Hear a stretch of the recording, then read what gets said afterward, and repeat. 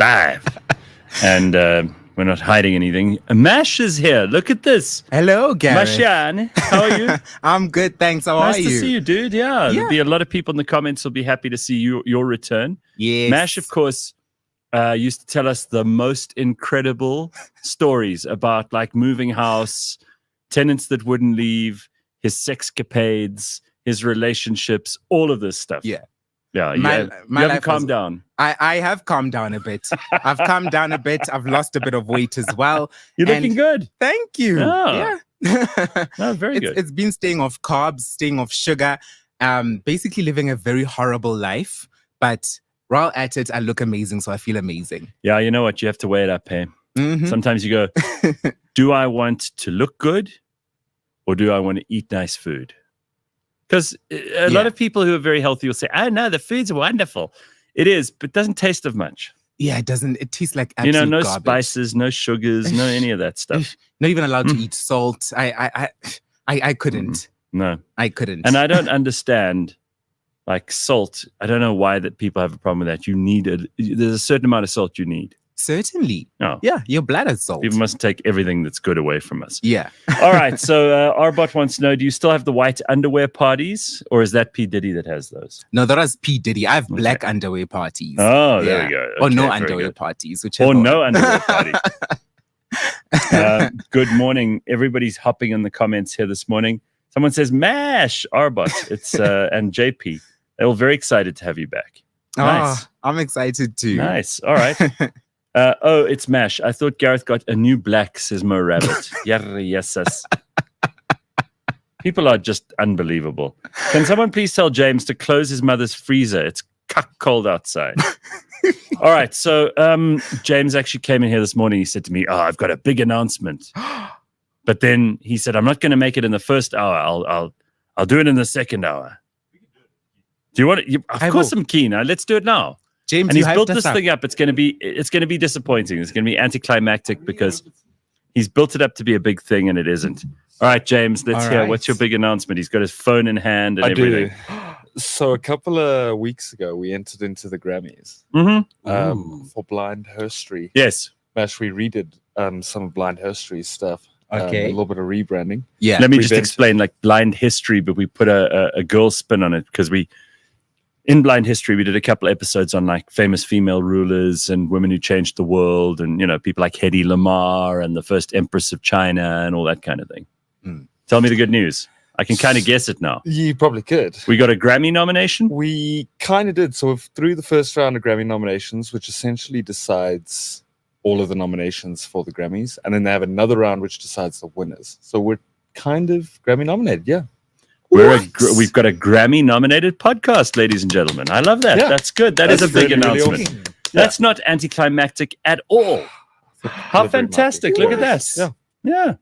So that was from J9 this morning. That's J9, who is she's on the Academy, by the way. She's very important. Wow. Well, this was juked by Eddie. So how cool is that?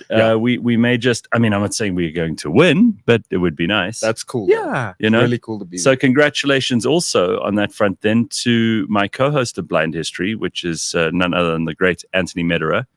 And I'm sure that we will have more good news coming. That's excellent. Hopefully. Yeah. Very nice. Someone said here, Snipes, he's getting married. No. I need to find someone to like Bitcoin me. But says you washed your car. Almost. I washed the outside. What do you mean almost? I washed the outside, then it got cold, and now it's dirty again. Oh, your car was washed? I thought it wasn't when I got here. You should have seen how dirty that. Look at that car.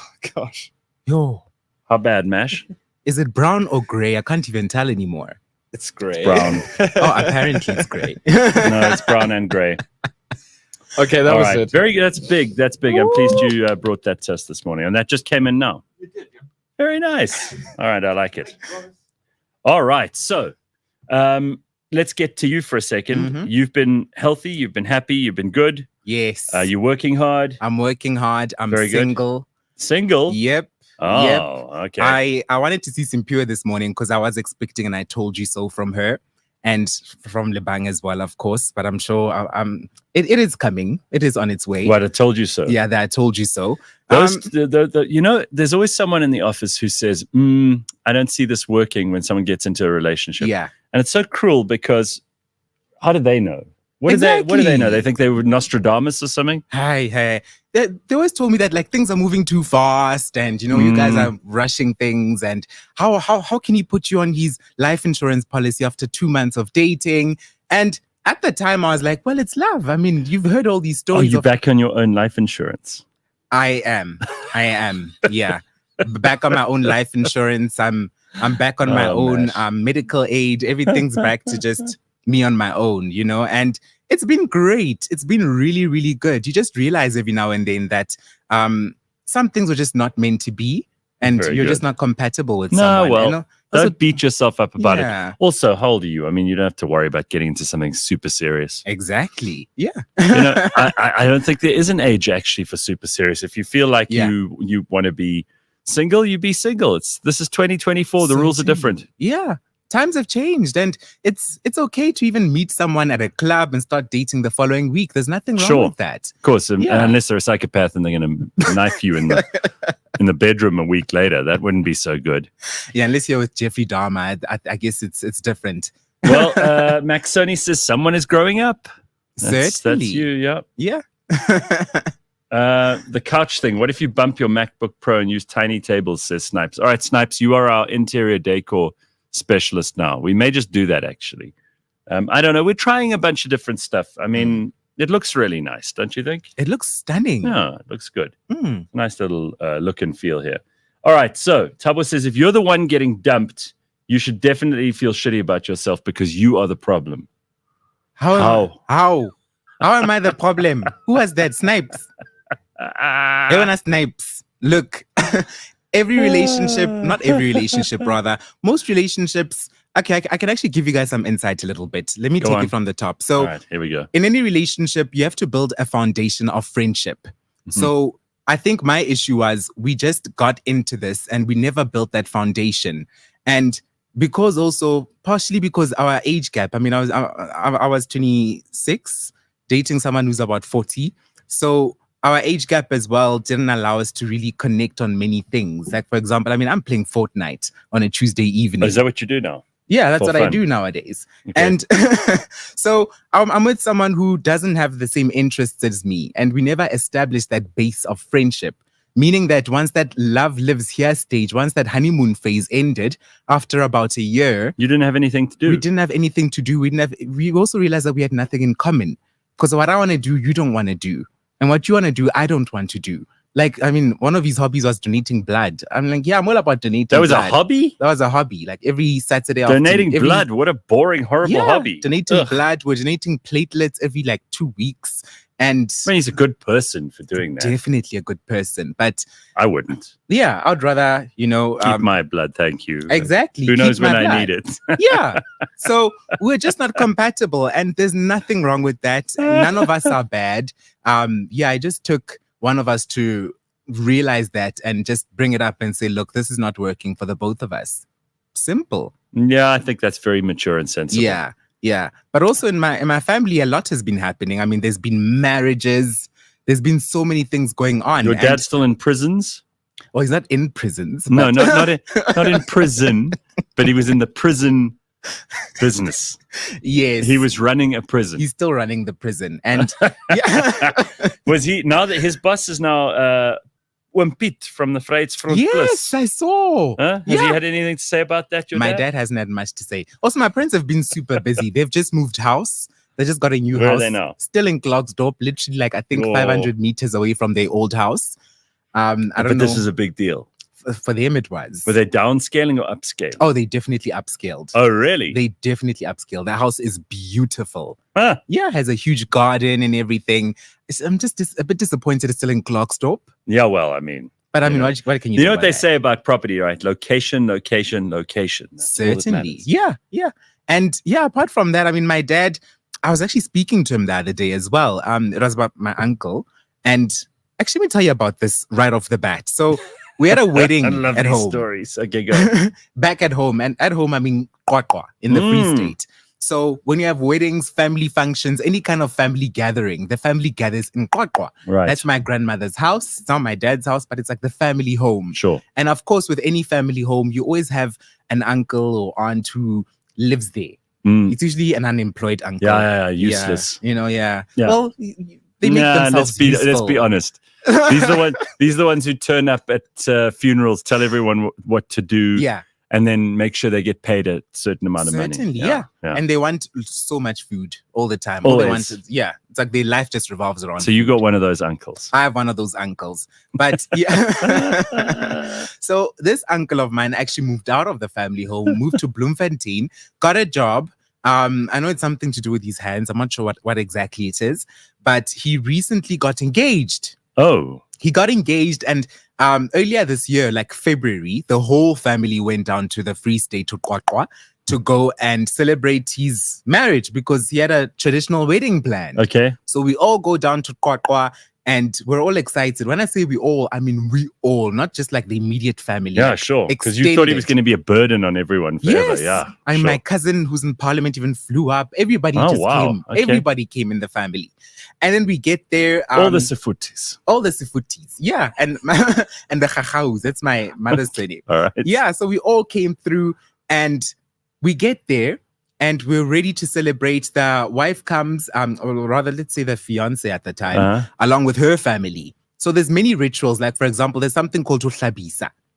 What you do usually at or after the traditional ceremony, which is when both the families slaughter something together, yes, and then we eat together. You know, it's like our first meal together, basically. So it was time for Hlabisa at this point, and her family comes. The bride's family, they already slaughtered the goat, and sheep, and then they came with the half of the sheep over. Now they arrive and like she's sitting on the carpet and everybody's here. And keep in mind that it was kind of a hot day and we're Sotho people. So we wear blankets. So it's boiling. It is boiling. We're just boiling our tits off the whole day. And there we are waiting and waiting and waiting and waiting. Yeah. And the day eventually ended. We couldn't get a hold of my uncle. Where was he? To this day, we don't know. How? First of all. Has he disappeared? He completely vanished. When I say vanished, I mean, not that we couldn't get a hold of him on the day. But you're there for his wedding. Yeah. And he just... Yeah, he just never pitched. Wow, that asshole. What do you think happened? I mean, is he all right? Oh, he's okay. Oh, he's alive? Yeah, he's just... He wasn't kidnapped or any of that shit? No. He just didn't want to do the wedding? He's just suffering from buffoonery because now... Wow, what an irresponsible human being. Yeah. And then to top things off, when he finally does actually get into... Because my dad's the oldest sibling. So everybody has to basically answer to him. Yes. When he finally does get back to my dad, it is a month later. Everybody's gone all that way for nothing. Basically, yes. Everybody went all that way. He didn't pitch, didn't answer his phone for a month, Gareth. What, was he drunk? I don't know. But eventually he calls my dad and my dad calls me to tell me what he said. Now, this uncle I'm not really close with because he only ever called me when he needed money for airtime or whatever. So... A drunkle. Yeah, he's a drunkle. And now, I hope he sees this. Oh, good Lord, I hope he sees this. Anyway. All right, good. Yes, good. Yes. Yeah, so then after this, he calls my dad and he apologizes. And actually, no, he wasn't apologizing. He was calling my dad because my dad, in about a few years' time, he's going to get access to his pension. But now we have 2 pots, so you can like kind of access it anytime. Yeah. But he called my dad to borrow 30 grand. Oh, my God. To buy furniture. He was like, yeah, I have a wife now, so I need to buy furniture. And my dad is like, Hemon, we were in Qwaqwa for your wedding a month ago. You didn't pitch. You didn't answer any of our calls for a whole month. And you come here and tell us that, and now you're telling me that you need 30 grand and you're going to pay me back. You couldn't pitch to your own wedding. How the hell are you going to pay me back? How are you going to pay me back? No, you see, this is bullshit. Yeah. And this is where I'm never one to tell other people what to do, but this is where you should just say no to the black tax. Hey, just say no. You have to. You have to say no to this guy. Yeah. This guy is a derelict. He will that money technically it should go to you before it goes to him. Certainly. Huh? It should go to me. I deserve it. Yeah. Unbelievable.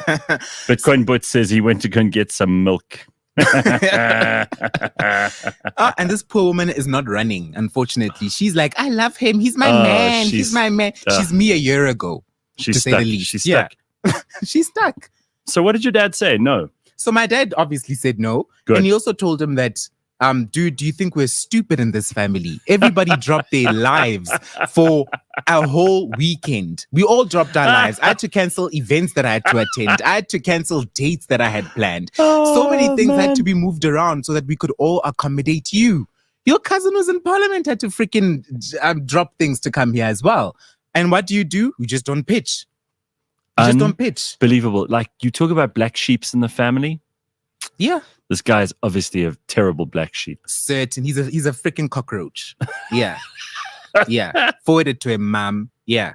I no, but I mean, listen, it's not unusual in a family to have one person who's just such a letdown It is to everybody. I mean, I just can't imagine a guy not even pitching for his own wedding. Can you imagine? How irresponsible is this person? Yeah. And then he wants money. And he wants money on top of They that. always want money, huh? That's the thing. If it's not airtime, it's actual money. And my thing is, I'm going to sound very insensitive, but what are you doing all your life? What were you doing all your life? That's what I want to ask this uncle of mine and uncles like these. If you have uncles similar to my uncle, you should ask them, what were you doing with your life? Why don't you have airtime? Yeah. Simple. Well, Matthew says, yeah, nah, Free State people problems. We all have that. Is that what it's called? Free State people problems. Free State people problems. I'm blown away. It's so horrible. Oh, So listen, a couple of things that are going on in the news. I don't know if anybody was awake late last night, but Iran has been like rocketing the hell out of Israel. So that's happening while you were sleeping. Yo. And yeah, I mean, it's like, this is proper. Well, this is what they told us would happen, right? Yes. Iran versus Israel. So now we wait, we breathe, and then Israel will obviously counterstrike. So this is now going to make the whole of the Middle East a total disaster. I don't know whether you can get a flight through there at the moment. I don't know whether any of the airlines would want to go through. I just flew back from Bulgaria via Doha. And on the way from Bulgaria to Doha, you fly through Iraq. Oh. Now, yeah, I don't know if you'd want to do that while there are missiles going between Iran and Israel. I wouldn't want to. So it's something to think about. Huh? And then is the Iron Dome still active? Iron Dome's working, but I mean, some of these, occasionally one or two will get through. And then obviously people will die or there will be huge devastation. There'll be destruction on the other side. Oh my So we have to see what happens. But this is what is taking place as we speak. I just have to say, like, the most surgical, tactically brilliant campaign that Israel undertook against Hezbollah, taking out this Nasrallah and everybody else. I honestly don't think in the history of modern warfare there's ever been something so pinpoint accurate. Yes. I mean, this guy was like, I don't know, taking a shit in a bunker 60 feet underground. What? And they went, boom. And all of this while Netanyahu was standing at the UN talking. He's like, while I'm talking, this is happening back home. I mean, that's just, would you want a leader who was looking after you like that? Yes. Certainly. Would you want to be enemies of someone like that? Hell no. Yo, that is quite crazy. something, huh? Yeah. Yo. I don't know. They seem to always get these guys when they're on the toilet. Or maybe that's just a terrible rumor. My biggest thing is just living life with rockets flying up above. Horrible. And I used to think like, no, it can't be like that. Life can't actually be like that. That's sad. Until Greg, who used to work with us, actually came and showed us videos. He's like, yeah, this is from my balcony. Yeah. It's just a rocket flying over and the Iron Dome deflecting it, basically. I was like, okay, so this is just life for you. This is normal now. It's like, it looks like the fireworks shows that, you know, they have in Tonga to Diwali. But it's way more dangerous. So yeah, it's unbelievable that people live like this. Sure. And another bit of news: the GNU, the Government of National Unity, is 100 days old. If anybody gives a shit, shown both successes and growing pains. Analysts and industry experts have described the tenure as broadly positive, with improvements in the relationship between business and government, leading to stronger financial markets. So that's positive. Concerns about the sustainability of the coalition have been raised, but they said this in day one. You know, there are those people who say, like Simpiwe said about you, definitely going to break up, definitely going to break up. And then they always go, well, I told you so when it happens. But everyone eventually breaks up.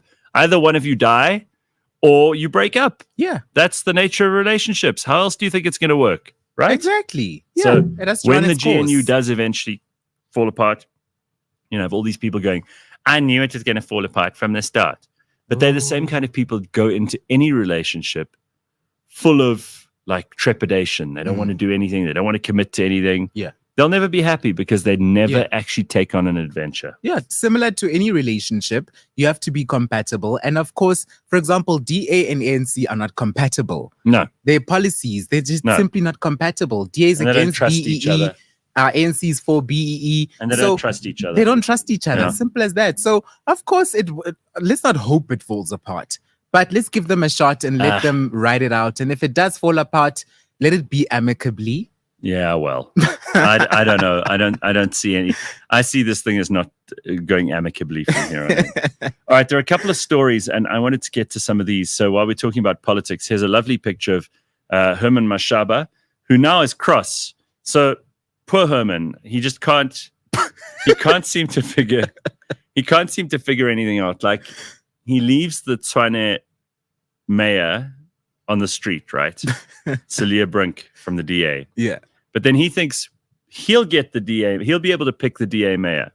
But dude, you have like a party with, I don't know, 0.00% of the national vote. You don't get to make any terms. Nobody cares what you think. Yeah. So he doesn't get to choose. Good. So Herman Mashaba is very upset now. Now he's crossed with the ANC as well.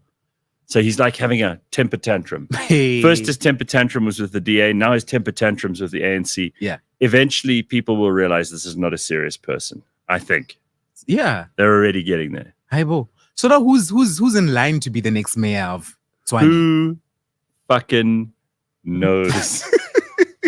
Who knows? Yo. Anyway, I don't understand. But look at the state of schools in South Africa. So this is I don't know where this clip comes from. Maybe someone will fact check me if it's not a South African school, but I think it is. There's a teacher here who's completely lost control of her class. And the kids in this class are definitely delinquents. There's no other way to put it, okay?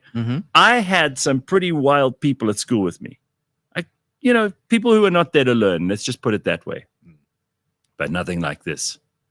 Watch this. Now, I've never felt sorry for teachers. But after watching this, I did feel sorry for a teacher. We don't have to play the whole thing. Just play a little bit.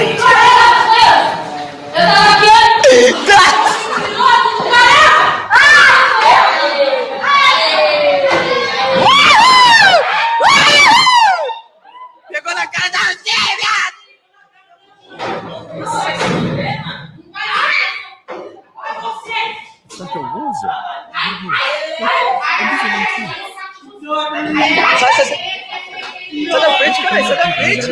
Kids.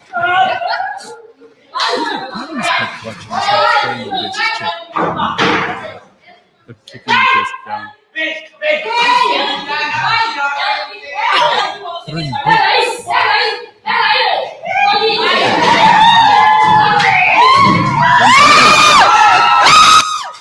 Now it's just pandemonium. Look at them. And then they must kick and break everything. I mean, what the hell? Check. It's pandemonium. What school is this? Angas, but those kids, honestly, they must just all be put into a gang, chain by the ankle, and be made to dig holes. They're never going to be employable kids. They're never going to be adults that will add any value to society, right? And I mean, I don't know who that teacher is.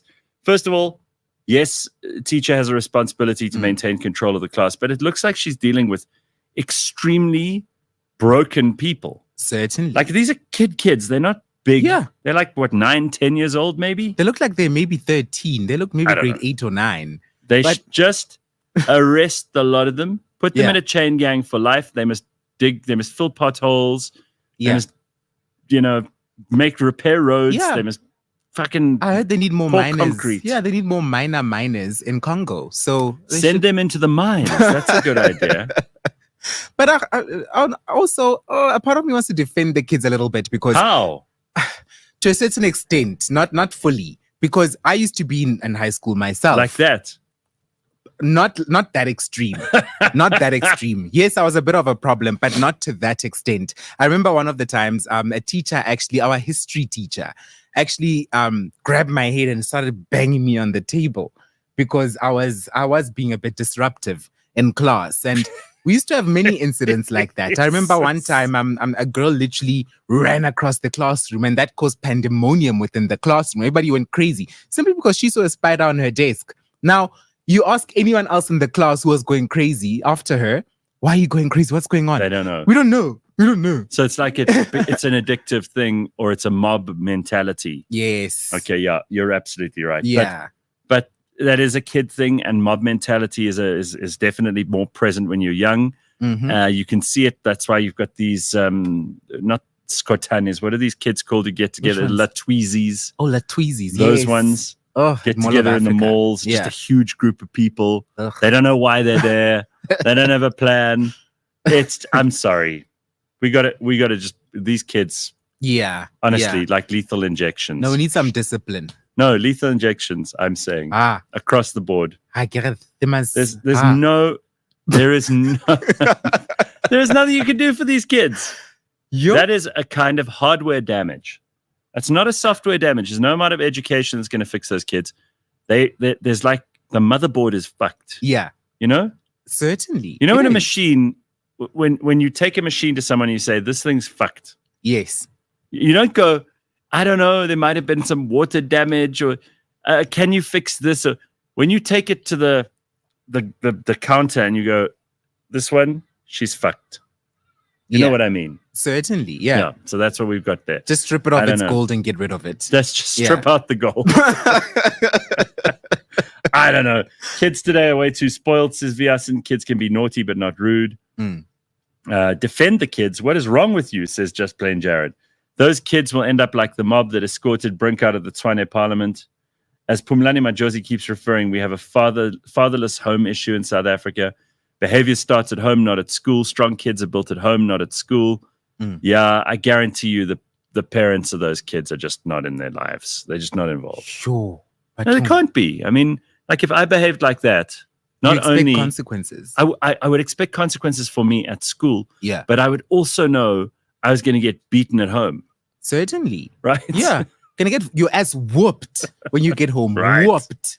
Right. So I saw that and I thought, wow, I give teachers a hard time, but man, I wouldn't want to be that teacher. Yeah. And by the way, those kinds of kids are unemployable. But look at the quality, and I want your opinion on this, Mash. Okay. The quality of kids who are in employment now, these Gen Zs and millennials. Just watch this video. This is obviously, it's not made up. This is not acted. Yeah. This is an actual HR person. They're two women who work in HR in different industries. Okay. And they made this video, which went on TikTok. But take a look at what kind of things they have to deal with from young people in the employment of a company in 2024. Just listen to these excuses. Hey, I have to make this really quick. I'm not coming in today. I'm having a digital detox day. I need next week off. Next week, we are quite busy. Well, my friend offered me a trip to Florida. Okay, that's cool, but you are scheduled all week. But this is a once-in-a-lifetime chance. We're going to see NASCAR. Hey, Sage, what's up? The elevator is broken, Jamie. At the office? Yeah. Okay, are you carrying something? No. Okay, are you hurt? No. Okay, well, we're just on the second floor, Sage. It's like 18 steps. Hey, Michaela, what's up? Hey, this is Michaela's boyfriend. What's up? Is everything okay? Yeah. Michaela can't come in today, though. What's up? What's going on? It's my birthday. It's your birthday. Is Michaela there? Can I talk to her, please? Yeah, she said no. Hey, how's it going? Not good at all. Oh, what's wrong, girl? You sound upset. I went into the Starbucks drive-thru, and I was already a little bit in a rush, and I just wanted to get my caramel ice white mocha with vanilla sweet cream cold foam and lactose milk. And they messed my order up. So I'm not coming in today. Those are reasons not to go to work. Yeah. Now, Hey, you know what this makes me want to do? what? Only hire old people. I only want to hire like the oldest people I can find.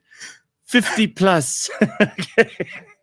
Because, and I know you work with a lot of old people, Yes. but I'll tell you something, like they would never, can you imagine the lift at work is broken and you can't go up 2 floors because, oh no, this means I must go home. Yeah, it means And that what was the other one? It's a boyfriend's birthday. So she but gets the boyfriend calls. the boyfriend calls, and then the HR woman says, "Can I speak to Michaela?" And she's like, and the boyfriend goes, "No." She said, says no. Like these people What? also need an ass whooping. And also, you can't go to work because Starbucks messed up your order. No. How low is the bar nowadays for This these is people? real. This is real, Mash. I'm telling you. And I'm not just showing. I know this audience of ours, they get very upset very easily. I know people are willing to get cross early on a Wednesday morning. Yeah. But this makes me furious. When I saw this video yesterday, I was like, what the hell? Yo, it's so disappointing considering Right? that Defend your generation. there are young people who are working hard out there, Gareth. We are working hard. I'm working hard. James is working hard. We're all working extremely hard. And I can give you a good example of this because, I mean, I myself actually, like I technically got myself multiple promotions at work. And it's all How did you do that? It's all thanks to ChatGPT. ChatGPT got me promotions. Is this at because work. the old people you work with don't know what ChatGPT is? So Mash is using ChatGPT, and the old people that work with him are like, "It's amazing. Mash he knows everything, and he's so quick. And you ask him to reply to an email, and within seconds he has like 5 paragraphs. It's amazing." So they took me on as digital marketing manager. I now do internal comms as well. Wow. Simply because my emails, people literally come to my desk and go like, "Yo, your email, yo, it's so professional. Wow." I'm like, "Okay, thanks. Yeah." Meanwhile, I just typed up something. I'm like, tell these idiots that I need to get this shit done, blah, blah, blah. Make it sound professional. And ChatGPT gives you an answer. ChatGPT goes like, "Here I you love go. Good day, all." Well, I mean, Janine, who works with us here, will know all about this. Lol, what happened to the dog ate my homework? Huh? Yeah, that's true. I can't come to work today. My hair isn't a vibe. Aibo. I've heard that before. I've actually heard that when my hair isn't a vibe, I'm not coming to work today. Aibo. You heard it from who, Gareth? I promise you, there's someone I know, and she works at a big company here in Sandton. One of the girls that work with her, millennial, Yes. Gen Z, something like that. She's like, "I can't come to work today. My hair isn't a vibe." What Promise you. on earth? No, they fired her eventually, which is Good. right. You must fire people like that. Yeah, Don't you think? Certainly. You know, I don't waste my leave days. For me, leave days are like a commodity. It's such a commodity. Yes. You know, you have to take care of them because they take care of you. Now, if you're misusing them and using them for gag reasons, the day you actually need them, what are you going to do? Look at this. Morg says team member was off for 6 weeks after emergency surgery. Came back and she'd had a boob job. I think that's an investment. Smart team member, that one. Smart. Good. Okay, girl. I need to ask you a bit of advice here. So we're busy planning because the end of the year is almost upon us, right? It's October already. Before you know it, it's going to be December. Quick. So how do you said leave is really important to you. That's a gold mine. You've got to look after it. Yeah. Okay, so how do you deal with December? Because we'll close for maybe a week. Now, you force people to take leave, and that comes out of their leave? Yeah.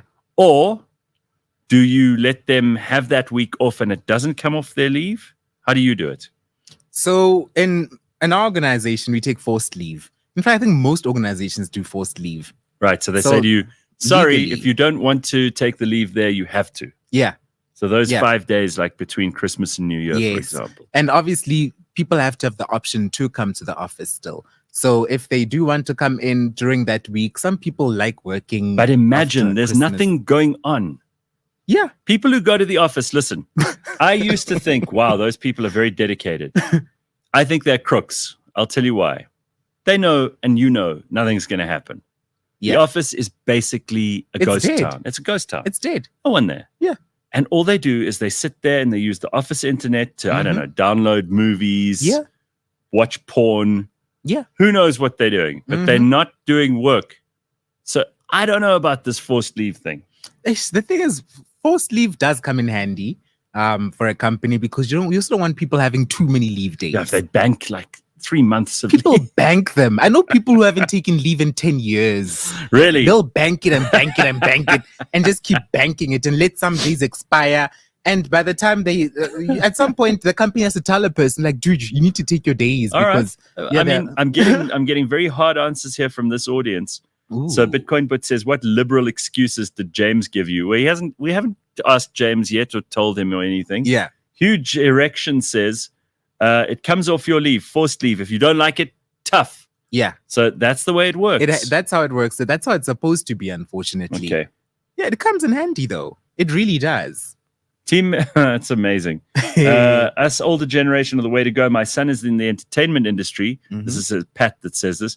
And gets staff to work. No ways, excuses. They're too damn spoiled these days. Yeah. Yeah, Pat. Certainly. Most certainly. And I feel like once you start valuing your leave, you also start valuing your job. If you don't value your leave days, if you have so many that you have like freaking 60, you actually don't value How your much job. are you sitting on at the moment? Oh, Gareth, I just took a week because I'm taking my family to Sun City. My ex and I bought a timeshare together there. Oh, no. You're still dealing with timeshares that you bought together. Yeah. He's always going to be in your life. For the next 10 years, yes. Oh, my God. So, so we have a trip planned. That's in November. So I'm taking 5 days because it's a week long. And then what else do I have? I took a day off last week to attend Comic-Con. How was that? Oh, so much fun. So much fun. I was dressed as Deadpool. Are you dressed up? Yeah, I was dressed good. up. Yeah, I've been You got a working picture out. of that? Yeah, I have a picture of that. Send it to James. Let me send it to see if we James can put quickly. that up there. Oh, Okay. James is gonna love this. While Mash is doing that, I'm just looking at some of these comments here. People are furious about that video of the shitty millennial and Gen Z excuses for work. People are furious.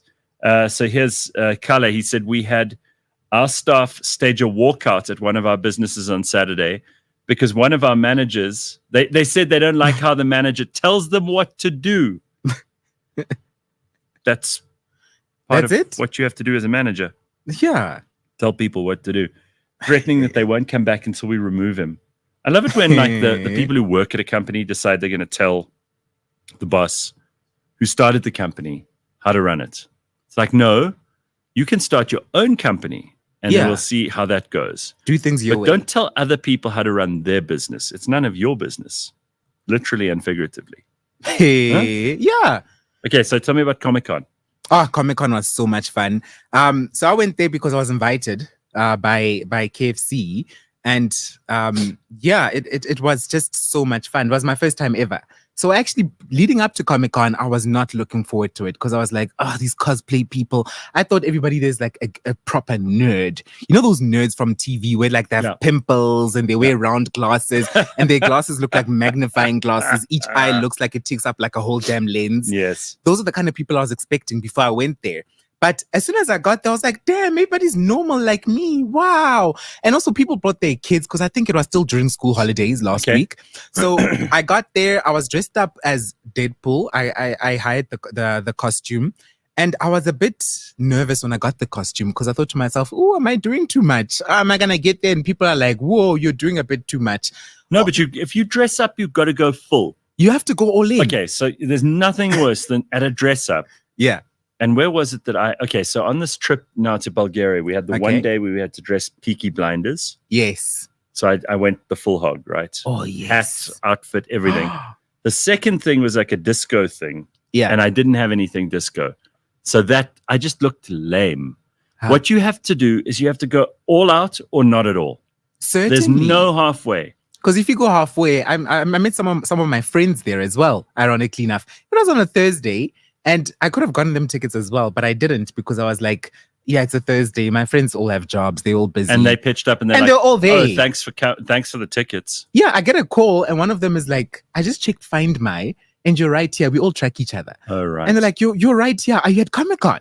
I was like, yeah, I am. Where did they do it? Nazarick. Okay. Yeah, Joburg Expo Center. It was so much fun. Everybody else dress up? My friends dressed up, but not as well as I did. Uh-huh. I mean, look at me. Oh, wow. Mash, that's amazing. Yeah, I went all out. All out. God And damn. I Look at had that. the time of my life. Look at that. That is Uh-huh. fantastic. Yeah, and the experience, the people are so friendly, by the way. And immediately after this event, I had to go to the Summers nominations. Yeah? So literally, and they're actually at the same time. You have a lot of events in your diary. Sure, huh? it is Plenty. a lot, but it was so much fun. The people were so friendly. The experiences were so immersive, and I just loved it. I absolutely loved it. I didn't expect to enjoy Comic-Con Hey. this much. I learned a new word yesterday. What word? I must just look it up because I can't remember it. But there's this thing. It's not monging because I know what monging is. Is it mooging? Mooging. Something like that. Let me just look it up. That sounds This is nasty. Mogging.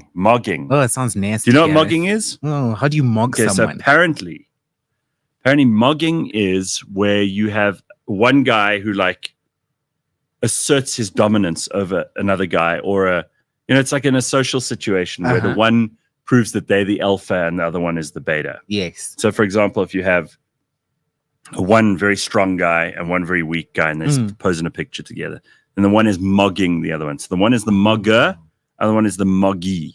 Have you not heard this? So the muggy's the one being outshined. yes, basically the weakling.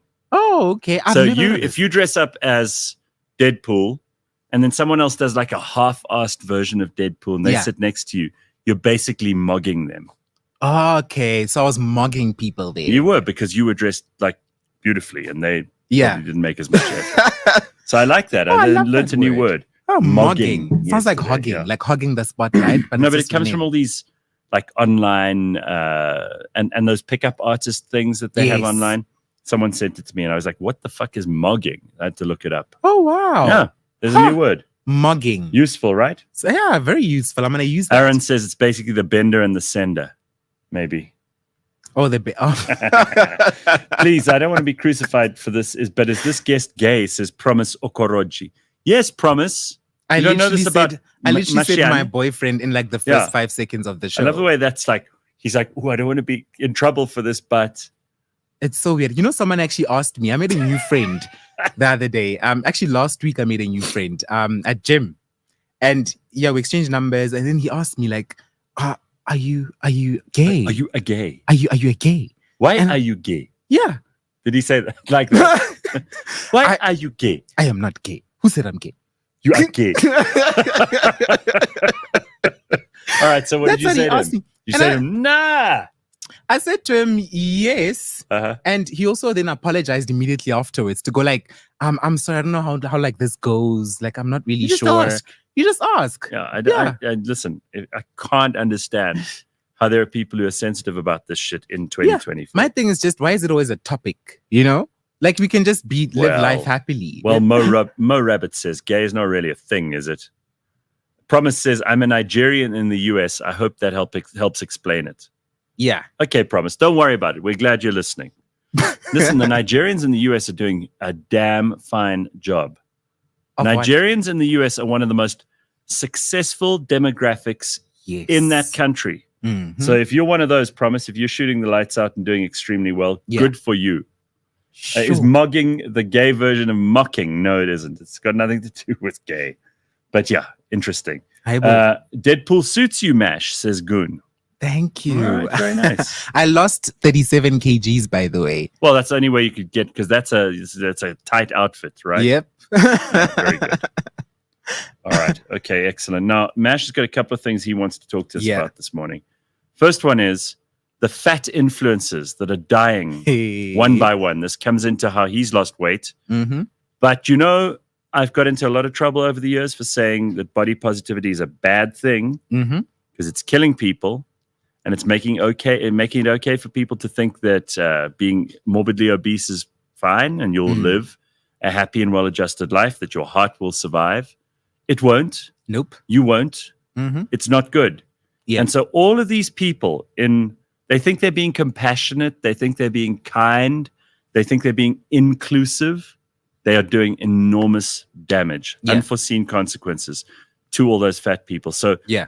I know there was that one guy who was like, he used to eat stuff and do Which the, what is it called when they do The mukbang. mukbang? Yes. He used to do that stuff, and he's dead. There was a girl who was also famous on TikTok for body positivity and stuff. Yeah. She's dead. Mm-hmm. A lot of these people are dead. Yeah, I have a couple of their names right here. So Jamie Lopez, who starred in US reality show Super Size Salon, died from heart complications, There we aged go. 37 last December. There we go. Another one here is Brittany Sowers. TikTok page was, the final videos posted to Brittany Sowers' TikTok page make for upsetting viewing. Speaking tearfully to the camera, the 31-stone social media star, who often posted defiantly body-positive content about how hot she felt in certain outfits, admitted with shocking candor, Yeah. that she had ruined her life with food and binge eating. And then the next one is well-known activist, professor of fat studies, Dr. Kat Poussey. Oh, that's a terrible name. Cat Poussey. Cat Poussey. That's Poussey. By the way, 31 stones for that other influencer, because I hate it when they use like British measurements for things. Yeah. It's 196 kilograms. Yo. That's almost 200 kgs. That's 0.2 tons. That's more than a picanto. That's 0.2 tons. That is more than a picanto, yeah. Yo. People are heavy out here. All right, so these ones are all dead. Who else is dead? Yeah, Kat Poussey, who questioned links between... Cat Poussey. How do you spell it? I got to look this woman up. I'm actually being dramatic. It's actually pause, but the E has a capi on it. There's a little capi on it. So it's Cat Pause. But I'm just like Poussey. It's just... Okay. Joe, listen, it is Poussey. Yeah, Poussey. I'm going to stand up for you on this one. It's Cat Poussey. Yeah. So she questioned the links between weight and health. She was born in 1979. She died in 2022. Yep. And she lost her life at the age of 42. She was a lecturer at Massey University in New Zealand, Cat Poussey. Mm-hmm. So how embarrassing. This just goes to show that this movement... Really? People are still sticking by this movement. And I'm saying this because my little brother as well is quite overweight. He is about 160 kgs. How old? 20. 20 years old at 160 kgs. He towers over me. He mugs me. Yeah, he mugs you. He mugs me. See, we're using this word already. Yeah. But now what can you do, Mash? I mean, you care about your brother. You want to help him, but you can't also just go fatty, boom, boom, like, you know, yeah. Oh, my Hercules. You can't do any of that stuff. Yeah. So what are you going to do? So what I do is, first of all, I took him to gym with me. Whenever I'm back at home, my mother and I go to gym together. I go to gym about 4 days a week. So whenever we do go to gym together, I try to bring him along with me. Does he want to go? He doesn't. He doesn't, but I drag him along because I'm just trying to introduce him to an alternate lifestyle. Does he like the body positivity thing? Is he into that? Does he believe that creates an excuse for him? Oh, he is definitely into that. And also, my little brother, I think he's transgender. So he's body positivity, and you think he might be transgender as well. Yeah. Yeah. I mean, so what are we going to do? I mean, like, you've got to accept this, or are you going to try and figure out whether there's a way for him to have less struggles in life? That's the thing. That's the same thing I was telling my parents this past week as well, that he can't have the world against him on every single front. Oh my God. Like, he has to pick which battle he wants to fight and stick to that one battle. Wow. You can't fight an obesity battle and a transphobia battle as well. Jesus. Just pick one battle and stick within that lane. And one thing you can change about yourself is your weight. You can go to gym. You can eat healthier. You can decide to start taking good care of yourself. These are all options. These are all choices.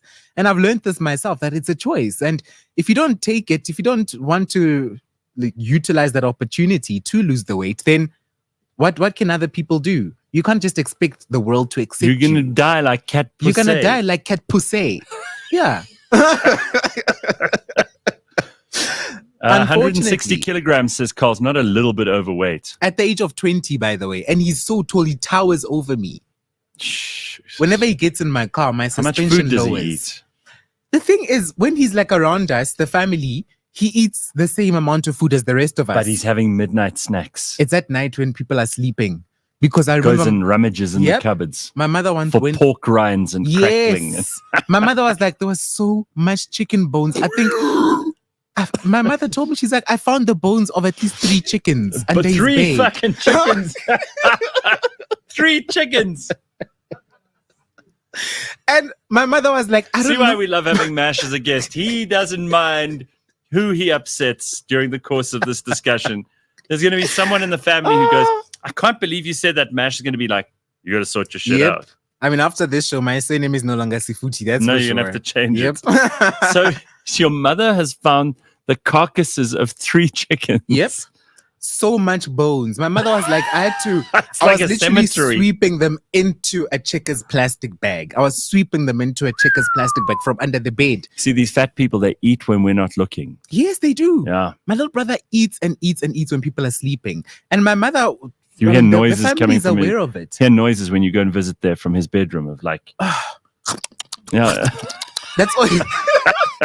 That's all you're and hearing. sweets and chocks and and ice cream and chickens and Exactly. My mother beef and actually said, my mom said, we're going to install burglar proofing in the kitchen. oh my god, So just for the kitchen. So you can't access the kitchen because it's burglar proofed from the rest of the house. wow. That's what she wants to do now. But I'm just thinking about the amount of work because he has to cook those chickens, or they're already cooked. It's already cooked. It's cooked Oh, food. you see, So what happened was, it's not like he just killed chickens and cooked them in the night. Okay, so explain how it happens. So what happened? I've always been fascinated by the secret eating of fat people. So And he's this is a world go on. We've got all day. Mash, we can take as long as you want. So he's been stealing chicken from the pot in the kitchen Uh-huh. over a period of time. Oh, But my right. mother cleans, like she proper cleans once a week. Yeah. So it means that during the week, he's been stealing chicken from the pot. And she only realizes at the end of the week. Yeah, end of the week. And the thing is, my family eats a lot of chicken. Okay. A lot of So there's chicken. always chicken in the pot. There's always chicken in the pot. And this fucker is going in there and Yep. eating it. He's been stealing chicken. And keep in mind, to feed a family of about 4 people, There he is. that's my little brother. Ah! Well, I don't know what your problem is. I only want to eat 1 chicken, but I can't help it. By the time I get to chicken number 2 and number 3, I Yeah. don't even feel full. And if he transitions to a woman, he'll be Have to like go that for lady chicken from number 4. He'll be like that lady from Norbit. What's her name again? Yeah. Verusha? Respucia. Mm. Yeah. Rasputia. Yes. Yeah. So that's how it happens. He's been stealing chicken, eats it, then puts the bones under the bed, and they pile Oh up. my god. So Tabo says he should have gone to Comic-Con with you as the Hulk. You should put the chicken in the family safe, says Viasin. Donna says it's eating snacks in between. The wrong Yes. food plus not exercising. Input energy is more than output. Well, this Yeah. sounds like a lot of input, Mm. you ask me. Oh, there's Rasputia.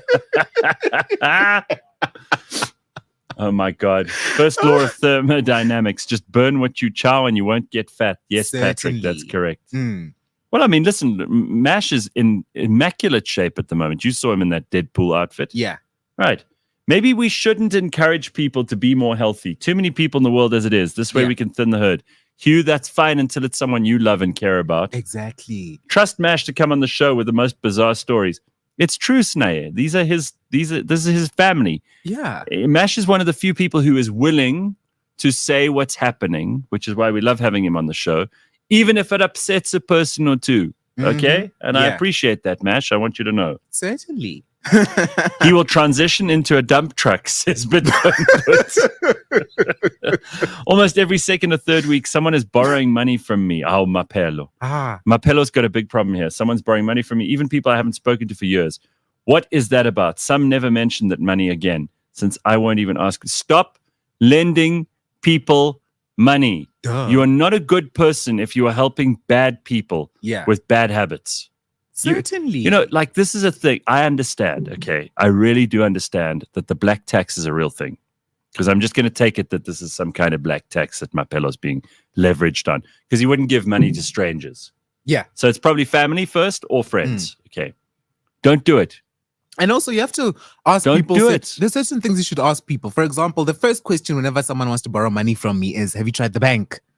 And if they tell me, obviously they have an excuse. They'll tell me that, "No, the bank said no, I have another loan." Then I'll tell them, then you need to get your finances in order, because the fact that the bank won't borrow you money means that I shouldn't be borrowing you Yeah, money. exactly. So simple as that. Just ask them, have you checked the bank? And what are you going to do with it? Yeah, what are you going to do with it? You're allowed to ask if it's your money that you're lending them. Yeah. You're allowed to ask them, what are you going to do with that money? Yes. And if they say,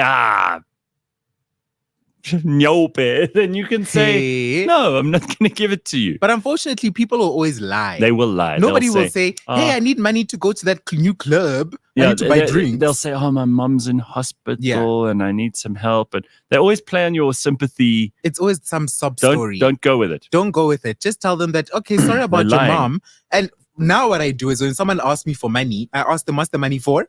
They tell me. And then I tell them, like, for example, it's for a hospital bill. Let's say my mom is in hospital, some damn sob story. Yeah. I'll tell you, okay, cool, send me the bill. Send me the bill. Then suddenly they don't come back. Yeah, then all of a sudden they keep quiet. They're like, damn it. And wherever they are, they're furious. You know, when people don't get money from you, they get so angry. Yes, because as if you owe them the money. Yeah. Yeah.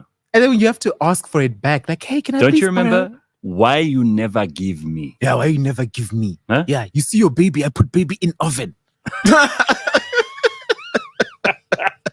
Why you never give me? Yeah. Says Azalea. It's ridiculous. Oh man. Oh, my Sugar says word. maybe I'm a transgender. I'm a professional nurse at work and they call me Sister Shugela. Oh, Sugar Chabalala. Sister Shugela. That's funny. I just told someone who wanted to borrow money that the economy is bad and people are reluctant to lend. Yes, Yeah, but the kind of people who are going to come to you and say, I need money, are not going to understand the economy. certainly. They Yeah. don't even understand their own economy. No. I always say, like, there are very, very smart people. They might have no education at all, but they're smart with money, right? Certainly. Like, there are domestic workers in this country. They don't have a maths education. They know exactly how much they owed. Yeah. They know exactly how long it's going to last them. They budget. Yeah. They manage their finances better than most people do. Certainly. And then yeah. you get people who are hugely educated. They have degrees, but their finances are a disaster. Yeah. So it's not true that just because someone has a good job that they can manage their finances. That's There the are thing. probably people in corporate South Africa who owe more money proportionally than a poor person does if they only owe 50 Rand to their friend. Yeah. I'm telling you, Certainly. there's some Actually, bad yeah. finances in this country, bad personal finances. It is bad out there. It is so bad. I remember my former boss actually told me that he was like, Mash, I actually I just met with this other, it's a former client that we had at that time at that company. And he was like, yeah, so this guy, like his company is doing okay, but he is going through it financially. And I told him that the only thing he has to do is just downgrade his lifestyle. He just has to downgrade his lifestyle. And no one And wants he was to like, hear. no. No one wants to hear that. What eh? will they say if I leave? If I was here with a posh last week and now this week I come in a polo? What No will they one say? cares about your personal finances. They don't think that you're better than them because you're driving a better car. Yes. They don't think that you're more interesting. They will forget about the fact that you used to drive a Porsche very quickly because they've got their own problems to worry about. I just want to say again to Mapelo, because he says, I needed this. It's very hard for me to not help when I can. Mapelo, you are not your brother's keeper.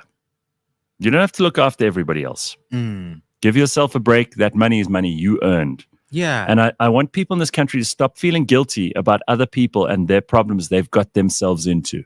Okay, if someone else has got themselves into trouble, they need to feel the pain. They need to learn from the experience. You can't save everybody. And if you keep saving them, you're actually an enabler. You're making them weaker. You're making them worse. And they'll see you as a sucker because they'll go to you once, you'll give them money, go to you twice, and then eventually they'll start seeing you as the bank. And they'll just go to you and withdraw money all the time until eventually you work for them. That's not how it should be. Then you basically like the government. Yeah.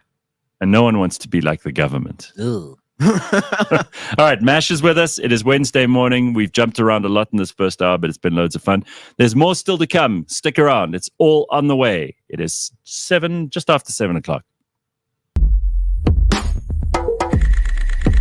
This is the last week that you can play with clipdrift.gold.co.za. You go onto this website, and obviously you get a chance to spin for a player. If you choose that player, whoever it may be, whatever they do on game day, they win points. They earn points through playing. You spin the wheel, and you can win a prize.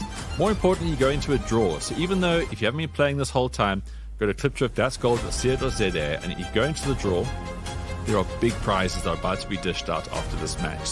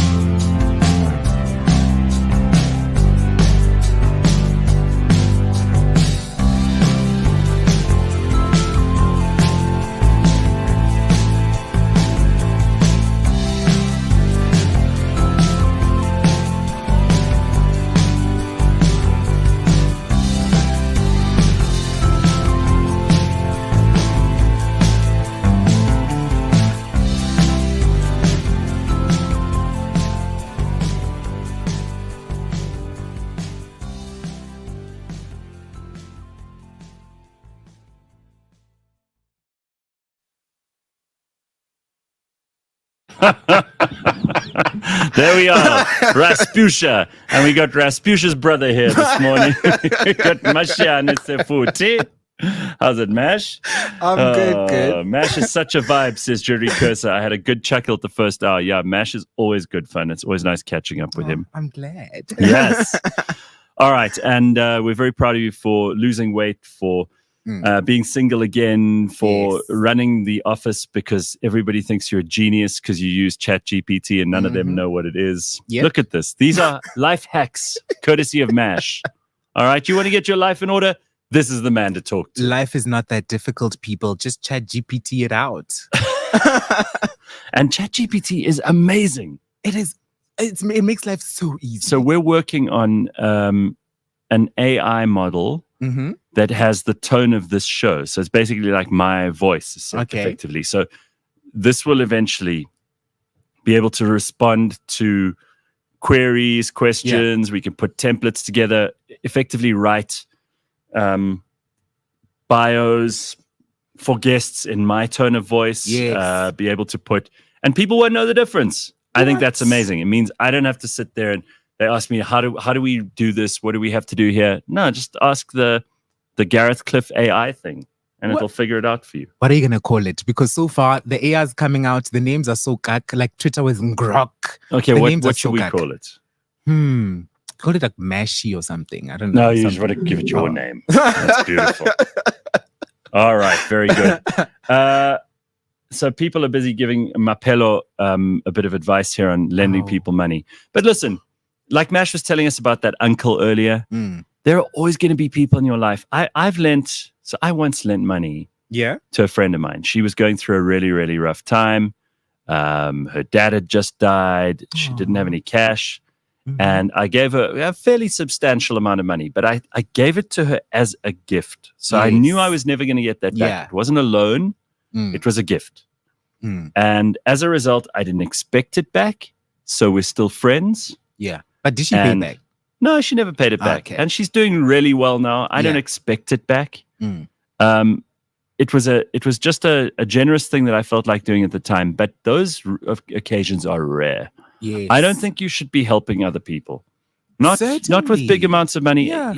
Look, family, maybe you can make an argument for it. Oh. But then the extended family, like uncles? No. No. Right? Uncles and aunts, never. Never. Boragadi, never. No. Don't give them money. Rachadi. Yeah. Unless you don't want to see that money The again. Rachadis are a big problem, hey? They are. They are, all of them. I don't know what happened. Maybe when God was making the Rachadis, he was like, yeah, I don't know. Because we're going to have a problem here. I must make a problem here. I don't man. know. But That's so yeah, great. they're just a problem. And shame, and my aunt, Yeah? my Rachadi is not too much of a problem, thank Okay. goodness. Yeah, good. But one thing I Because was... you've just lost contact with the rest of the family thanks to this show. Oh, hey, good But riddance. at least Hey. you're keeping this aunt on side. Oh, yeah. My Now, she's aunt, nice. You like her, I love my aunt. and she doesn't ask you for money. She has she has like once or twice, but a small amounts. For me, any amount below, I'd say 500 rand, depending on who you are and how Then it's close fine. you are to me. Sure. Like the closer you are to me, then we can shift it up to maybe 1,000 rand. Okay. But the further you are from me, then 500 rand and downwards. That's an amount I'm willing to All right. write off. Because Okay. 500 bucks, I'm like, it's like a quarter tank in my car, so it's fine. You can just keep it.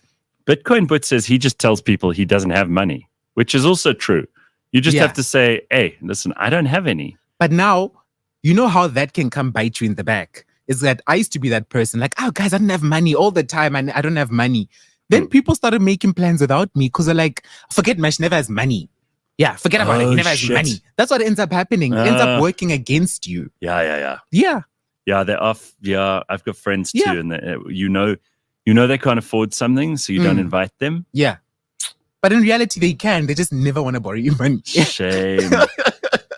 Shame. That is rough. That's the sad reality of it, Gareth. Azalea Unfortunately. says her in-laws are Mhm. professional leeches, next level. Ooh, okay. They're just asking for money all the time. Hippo. I don't know. I mean, you can't win with some people.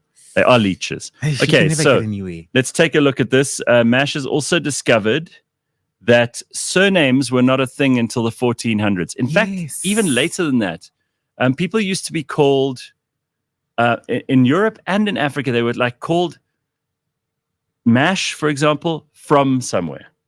Oh. So you would have been Mash from Clarksdorp. I remember, I think I saw it on Game of Thrones, like Mash of Clarksdorp. That's right, Mash Gareth of Clarksdorp. Of Exactly. Centurion. Exactly. Ah. So that's what people would have said, and that was your surname.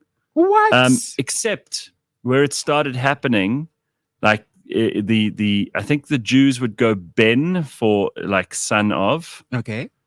and in Scandinavia, like you still have people who are called Johnson because their father's John, son of John, Son of Johnson. Yeah. What? Yeah, and Svensson, so son of Sven, and Matilda's daughter.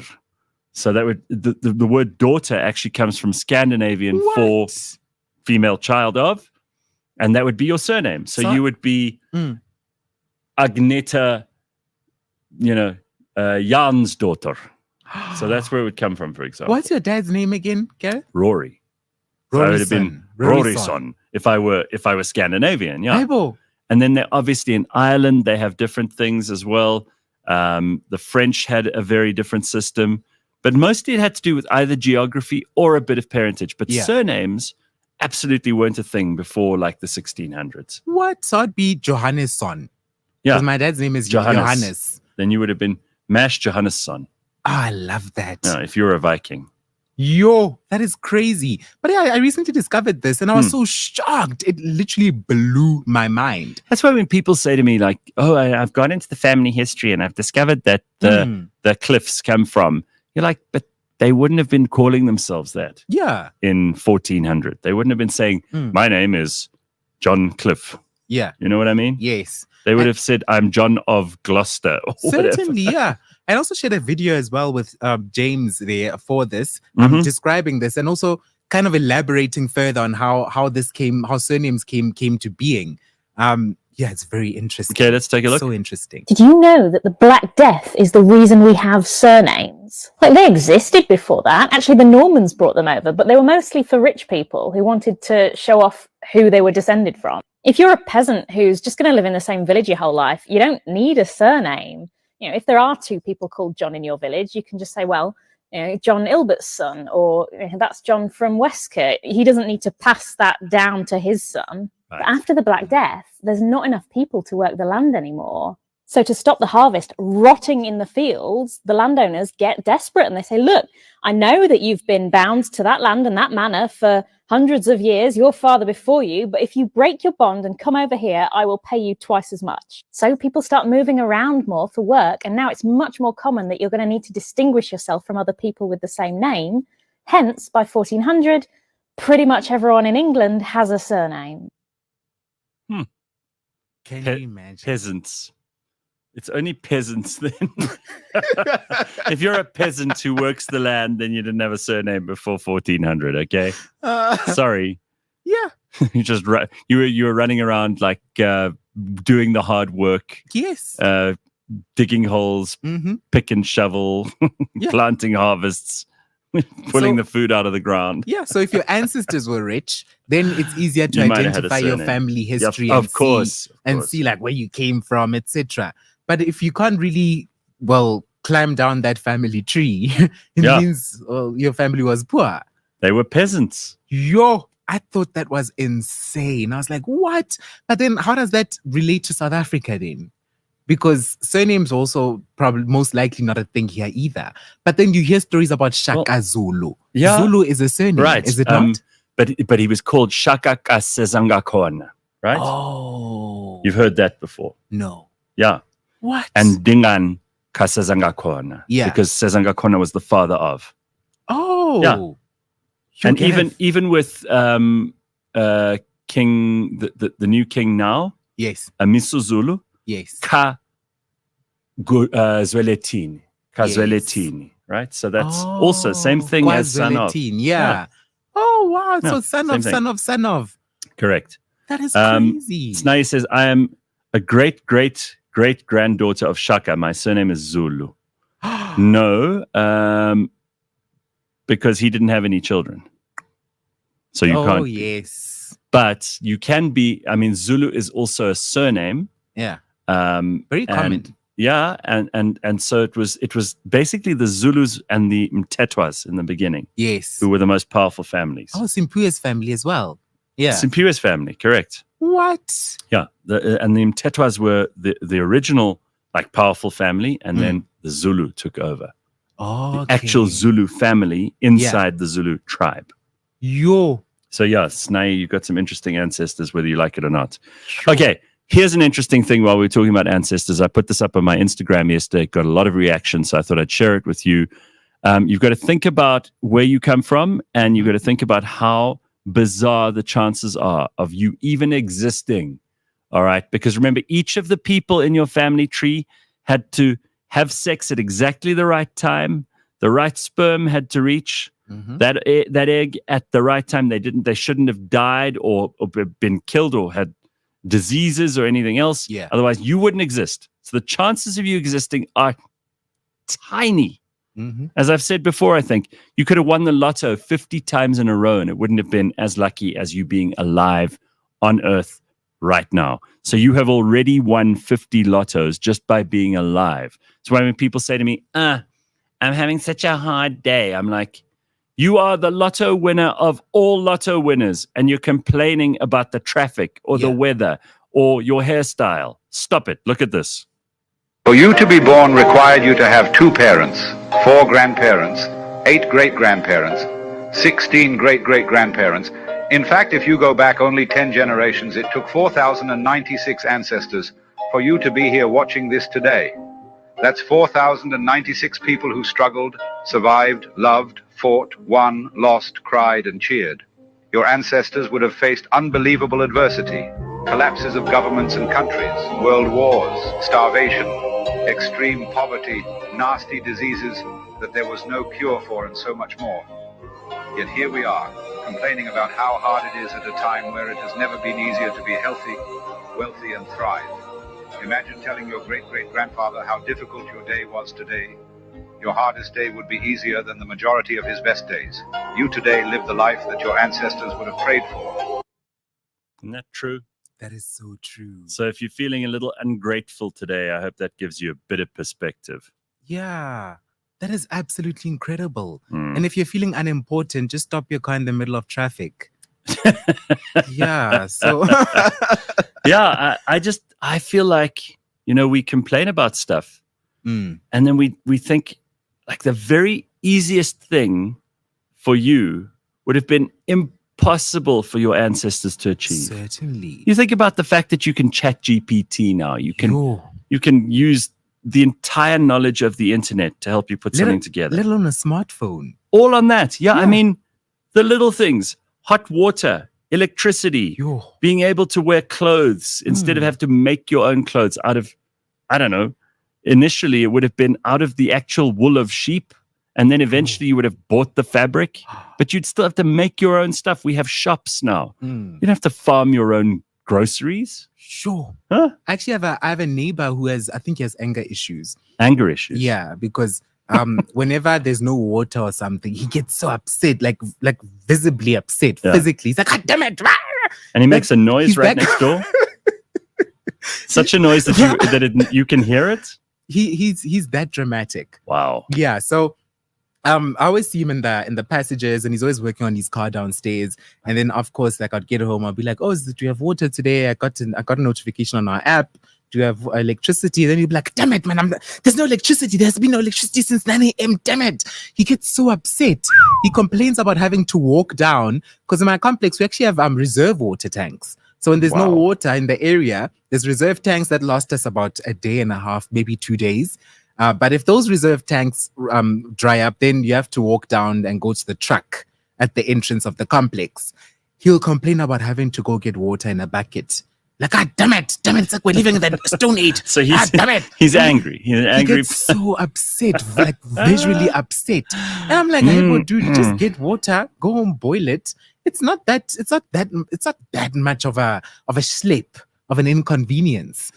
It's just so weird to see people get that upset. And it's because we've gotten so comfortable with having everything. But just going back to the surnames that you brought up earlier. So Slippery Pickle says, my brother's friend was known in his youth as Big Chief Shitting Bull.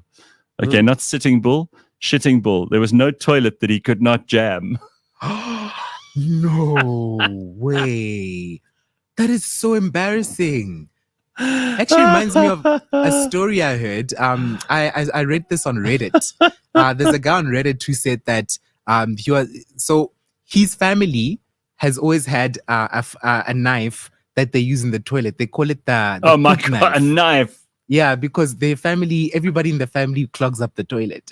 So they have a knife that they keep in the bathroom that they call a poop knife. The poop knife. So as he grew up with this being normal. So keep in mind that in our household, there's a toilet plunger, there's a toilet brush. They have a toilet plunger, toilet brush, and then a toilet knife, a poop knife. And he grew up thinking this is normal until he actually went to a party. And he got to this party and he clogged up the toilet. I don't know how the hell they just that whole family must produce enormous turds. Eh? They must be so huge. Big, thick ones. Yeah. And he opens the door. He's like, hey, call someone at the party. He's like, can you please give me the poop knife? And someone's like, excuse me? He's like, the poop knife. Don't you guys have a poop knife? Because to him, that's normal. That's what he's used to. Good Lord, that is revolting. Yeah. Everybody, they threw him out. But yeah. They Unbelievable. Wow. Yeah. It's crazy. So Marco says, I'm like a pot of biryani. I'm Polish, Irish, Dutch, and Khoisan. Hey. Oh, that's an interesting mix. Hey, bro. No, but the point isn't necessarily who those ancestors were, because they might have been good or bad people. Who knows, right? Certainly. Might have been very smart people. It might have been peasants. Yeah. Doesn't matter.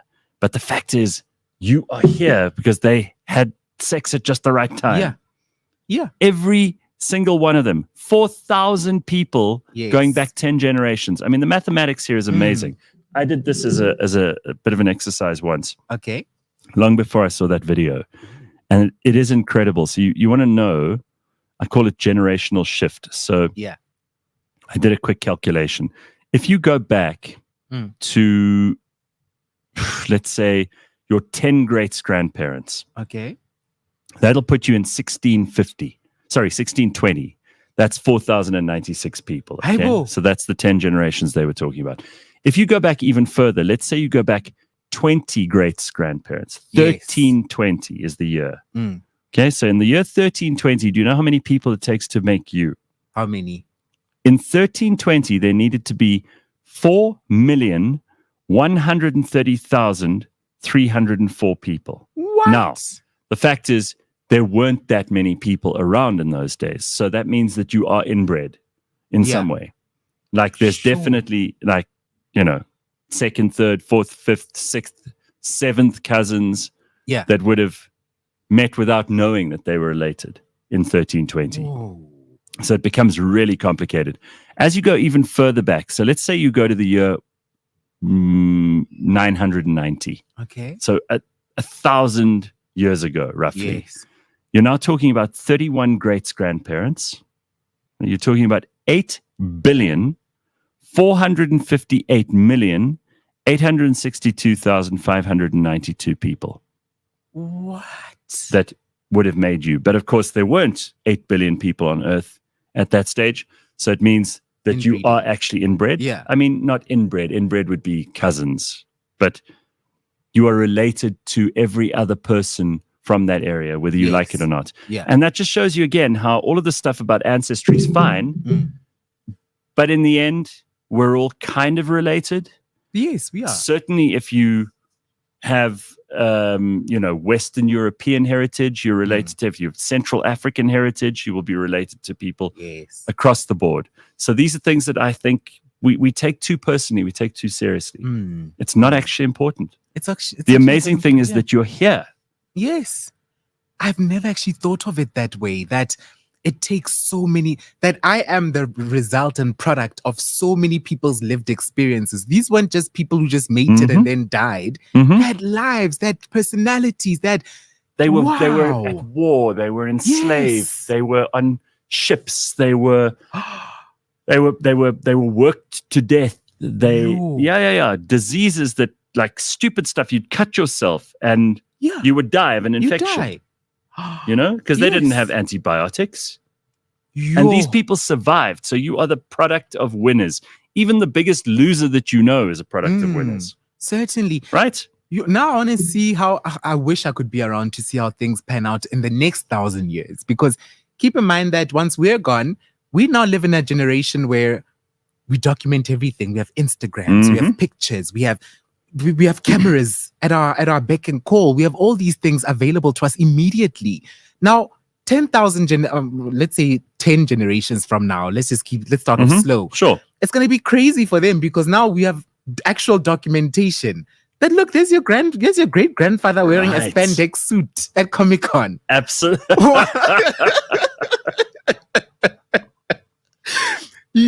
I can't. It's amazing. That's crazy. Hey, while we're talking about crazy, this is quite a fun story. Not for the guy in question, though. Yeah. Duma Kantlovu, who's a filmmaker and producer, is set to appear in court to face charges of fraud and tax evasion. Ooh. So apparently, he and his co-accused, Rodney Mucharini and Maxwell Mloyi, appeared in court yesterday, postponed to Tuesday. Kandlovu allegedly made representations in his income and corporate tax of 25 million rand that SARS say he owes them. Here? 25 million rand. So SARS said this guy hasn't filed his taxes properly. He owes us 25 million rand. So he could get up to 2 years in prison for lying to SARS. So Mash and I were thinking, 2 years is not so bad. 2 years is not that bad. I mean, prison's terrible. You don't want to go to a South African prison.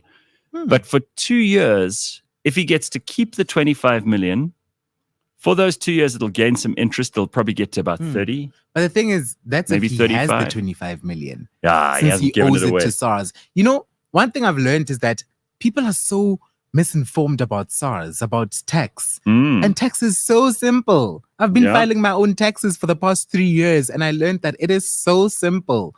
It's literally copy paste. You just copy the code, the amount in the that matches the code, and that's it.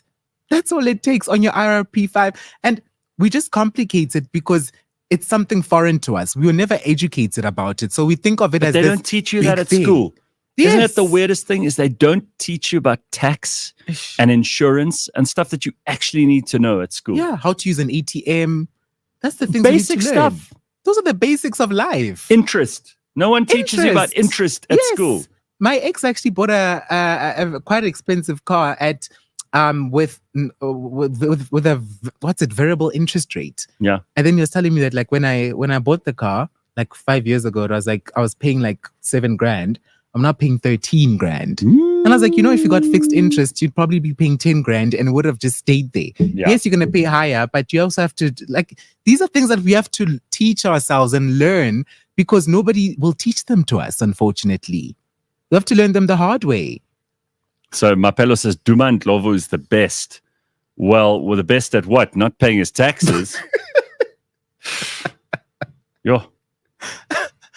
But how do you get to 25 million, Gareth? How do you get to such a high amount? Because keep in mind that SARS sends me reminders to file my tax. Exactly. They send me threats of if I haven't filed by like a certain date. There's so many things. We know how SARS is the one government department that really does work. Mm-hmm.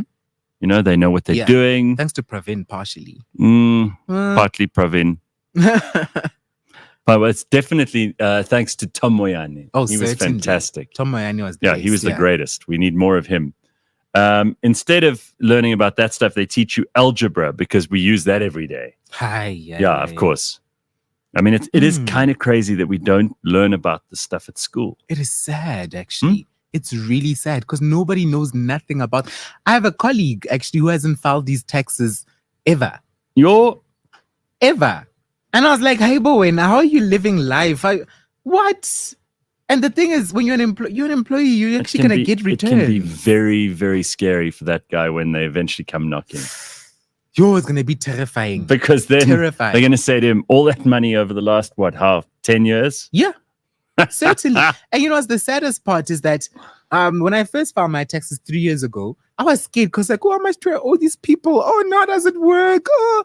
But I learned how to do it. And actually got money. And since then, I've just been getting money and getting money. And I'm like, some people are actually... Well, it is your money. It is my money that they're giving back to me. So it makes me think to myself that, okay, so you are just letting go of all this money. How much money have you let go of by not filing your taxes?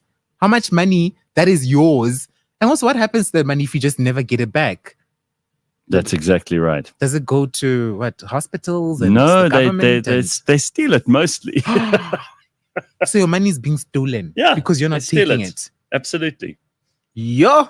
That's crazy. Just learn about this stuff because they're not going to teach you. You have to do your own education when it comes to your taxes, health insurance. Certainly. All those things. No one's going to help you with that. Learn about interest rates. It'll help you not be impoverished later on. Mm-hmm. We're going to meet somebody in a second who's doing something really, really cool that I think we should know about. And he's in the country, doesn't live here all the time, but he has a profound interest in South Africa and wants to help make this place great. Justin van Breda is a prolific interior and furniture designer. His projects have been created using a skill that was learnt at the right hand of Nikki Haslam. You may know that name. And honed over the last 20 years. Now, his passion for creating considered, interesting, and curated interiors has made him a sought-after designer in the industry. You may be familiar with Justin from Breda, and he's going to be telling us a little bit about his project, the Cape Craft School, this morning. We talk about the things we should be learning. These are skills that we should be learning. Justin, nice to see you. How are you? I'm great, Gareth. How are you? Yeah, good. And Thanks for having me. You're back in South Africa for a little bit? I'm here for 10 days. Right. I'm sort of in the middle of 10 days. Yeah, and you spend a bit of time here, but not often. Increasingly so. Yeah. I've just sent a container of furniture to South Africa, which my mother's like, "Are you moving back?" And I'm like, "We'll see. When the school is set up and the demands of my time are kind of worked out, then I think I'll know where I'm at." Furniture is a very, very difficult business. You have to know what you're doing. You have to be on top of trends and make sure that you're aware of what people actually want to spend money on. It is expensive for people. They have to furnish their houses. Some people are very particular about that. Certainly your stuff isn't like your run-of-the-mill, off-the-peg kind of furniture. And as a result, you've become a master in this field. You've understood this in a way that probably most of us will, as consumers, never understand it. And I'm sure that there are things that you can tell us about the furniture business, but you've done extraordinarily well over the years. And I mean, it's now a booming business. You want to give back. We'll get to that in a second. Tell us about the business. Well, it's been a hell of a learning curve, I'd say, over the last 20 odd years. And it's kind of quite organic because you do, as you said, you run with what your clients want and what your clients say. And I've been very privileged. I've been very, very privileged to have clients who've in a way been like patrons. There's one client who I've did an enormous amount of work for, who inspired a whole collection of furniture. Wow. And that's sent the company in a certain direction, which has been amazing. And I've worked a bit in South Africa. I've worked quite a lot in the US and obviously the UK. But I think when you start your career, which I did very, very luckily with Nikki, who is everything that you read about. I mean, so for people who don't know anything about Nicky Haslam, just tell us about him. So Nicky spans 3 centuries. His mother was the goddaughter of Queen Victoria. So I always think your life sort of begins with your mother's life, your whole lineage and heritage. So he kind of goes from 1897, and he's still alive. He's this week he turned 85. Wow! And he's still designing. He's still working. And incredible. I started as his sidekick. And I ended up as creative director there. And it sort of set me on a course. I mean, he taught me how to say English phrases that I had absolutely no idea as this boy from South Africa. Things like Cadogan. And how do you pronounce these things? Yes, exactly. Right. And, he would drive through London and go, well, that's the window they hung Charles I's head out of after they beheaded him. And you're like, okay, and that's the last church by Inigo Jones. And it was this incredible sort of like post-grad in design. Wow. Which was amazing. And then I went on and opened a shop on the Pimlico Road in London in 2002, which was fantastic. And it was a little dream. And every single thing in my shop came from South Africa. Sure. I wanted to sort of showcase the very best that South Africa could produce. And what you don't know doesn't matter really, because I knew absolutely zero. I had no idea what to do with money when clients paid. Nobody wanted to give me a shop because I was a South African boy in London. I was 26 years old. It was kind of crazy, but it was wild and it was enormous amounts of fun. And I had incredible people who I still work with today, in different aspects of my life, who are South African on the South African design scene, who I still work today, 25 years later. People like Greg Mello, who's a great designer in South Africa today, Sarah Heinemann, who's a sculptor. They all helped me open that shop. That's incredible. Are people in the UK aware of South African design? Is it something that had its heyday already? Is it something that's on the up and up? No, I think South African interior design followed the Australian model. So Vogue Living did its whole own thing. It broke away from the whole kind of interiors model, did its own thing. And South Africa followed that really quickly about 30 years ago. And so developed their own style, which, because of the way people are living today, that whole formal way is falling apart, and people are looking towards kind of places like Australia and South Africa for a kind of a lifestyle component. And I mean, do we have a look? Do we have a particular kind of aesthetic appeal in the UK? It's very much that indoor, outdoor, open living vibe. There's a very successful brand called Hadidar, which in England they call Hadida, which is all stuff from Africa online. The couple who run it live in Cape Town, and it's all South African stuff online. And then, I mean, he'll kill me for saying this, but Greg Miller won the International Interior Designer of the Year award for Andrew Martin last year, and he's a South African interior designer based in Cape Town. Oh, that's amazing. There's huge talent in this country. Okay, that makes me feel good. And I think it's important because Carl says here, can you please ask Justin what he thinks of the terrible Mr. Price couch you have him sitting on? So yes, I mean this is our lovely set furniture, but I'm sure there's a place for everything. And frankly, that's such a diplomatic no, answer. but frankly, I actually think Mr. Price does an amazing job. Really? Yeah. I think they hit the market in the right place. They've taken in certain elements, they've taken sort of what's custom or bespoke design or high-end design, and they've distilled it through things like shower curtains and platters and stuff, and put those designs onto those items and made it accessible to people. Right, and affordable. Yeah, which is what it's all about, because you can live in that whole world where everything's bespoke, but it gets quite boring. When nothing's available to anybody because it's all so expensive and it's all at the top of the market and it's all kind of very precious. And I quite like to mix it up. And very, very rich people spend their entire day thinking about how they can upgrade all of the things that they use on a daily basis. So their furniture, the pictures in their house, the car that they drive or get driven around in, the clothes they wear, and it becomes just a big war of outbidding the people who are in your same social. It can be, but also on the other side of the coin, they can get sick of it. They can get sick of being hit up for money. They can get sick of this constant pressure from their crew of people, like their designers and their garden people and their architects, to constantly be upgrading. I recently had an incredible weekend in Athens with wonderful, wonderful clients who I've done probably about 5 houses for them over the years. And I hadn't seen them much since COVID. And it was his birthday and they had a big party. And we'd done this house in Athens about 10 years ago. And the last time I'd been there was to hang the lighting. And I got there, my client said, Justin, we're camping. We've never really moved in. Because their kids went to university and they ended up living somewhere else in the UK. And it was really refreshing that they were just, enjoying the space without being too precious about are the curtains up yet? And, the library's not finished. And she said to me, Justin, I've still got your drawings. I pulled them last week because we've spent 3 months here and actually we're going to now do the library. And I did the drawings 10 years ago. And that's actually really quite refreshing for people. That's cool. Just they're living, and I think that's sometimes that people at a certain level, have a crew of people who support them, and they can get quite fatigued by the pressure from the people to keep doing stuff. And especially if you've got more than one house. Yeah. Right. And one of my favorite clients, who's been a client of mine since I was at Nikki's, she's one of my favorite clients of all time. We installed her new kitchen last week, and her home got flooded in the flash floods in London. Oh, shit. And she woke up to a meter of water, entire house underwater, and it was devastating. And the first thing she said to me is, "My dogs are alive."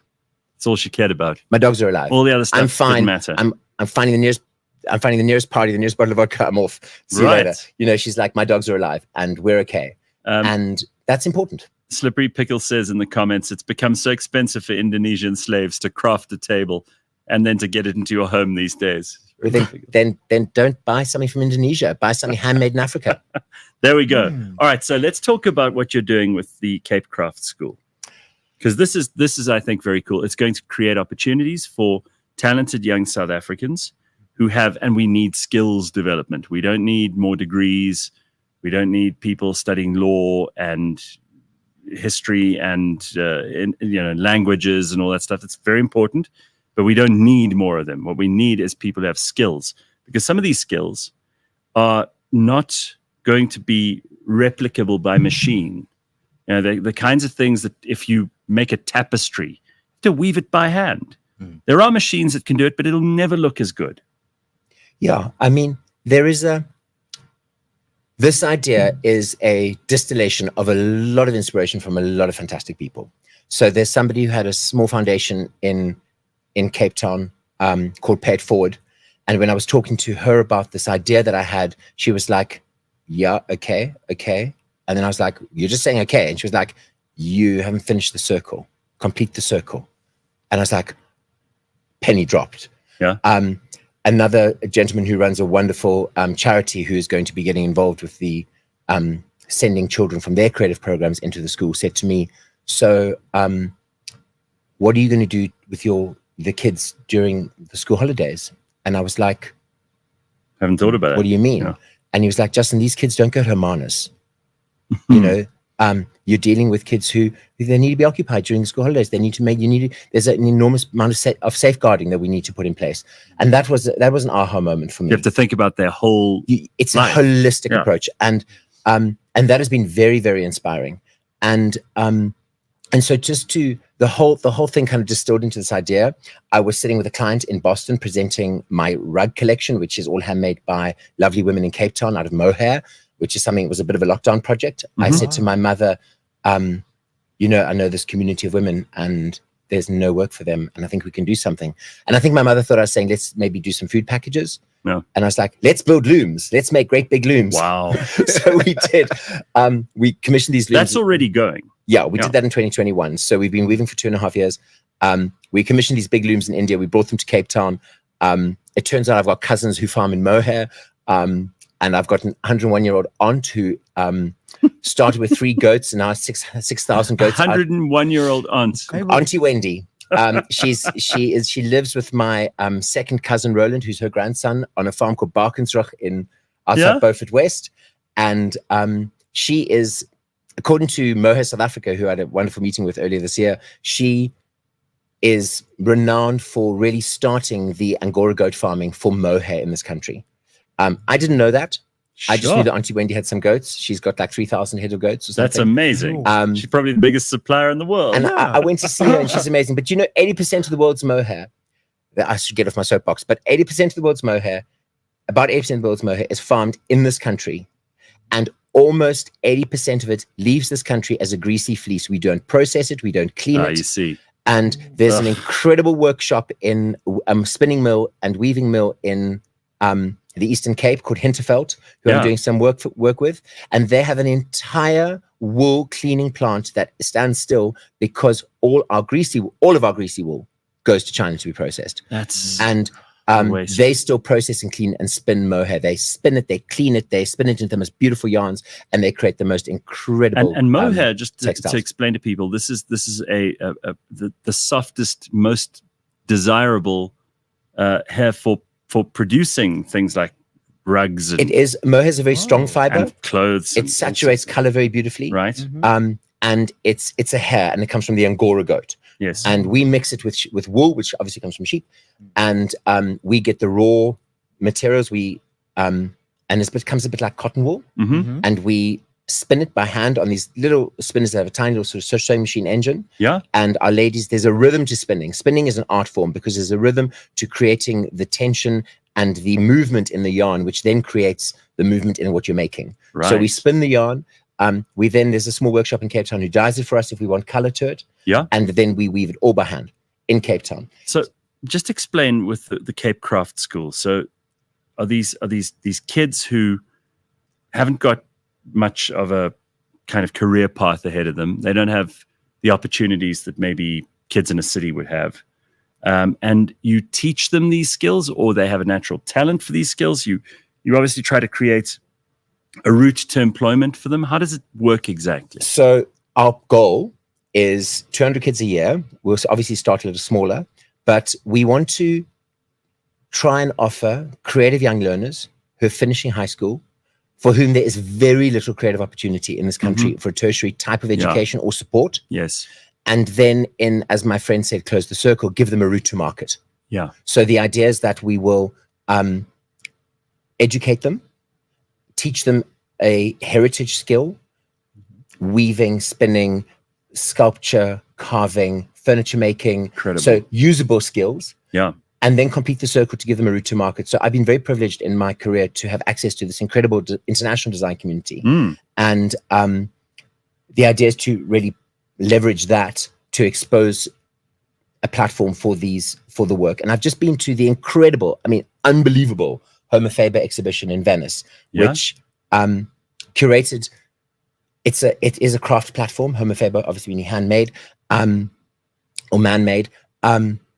Just in the most inspiring stuff. What kind of stuff do they have there? Everything from embroidery to carved things to jewelry to flower making, like paper flowers and ceramic flowers. I often think about stuff that's been made that's in museums that people were able to fashion out of the original raw materials 100, 200, 500 years ago. And you think, I wonder if we still have that skill. Exactly. And just these like are that, the people that who made this year. Oh, wow. So cut glass and blown glass Sure. and just incredible stuff. And I walked out of that exhibition and I thought, right, let's create the center for man-made craft in South Africa at that level. That the stuff, and I know it won't happen on the first on the first day, Yes. but let's create something that aspires to be that level, that anything coming out of our organization can sit on a table with the stuff from that place. And that was hugely inspiring. Someone being funny here in the comments, Carl says, is weaving a heritage skill. Might well be. How very funny. Gavin says, I know a few Angora bookies. I think maybe Gavin's not talking about the actual Angora goats there. So who are these people going to be? Is it in the Cape only? So our school is going to be in Cape Town, but we're trying to make it.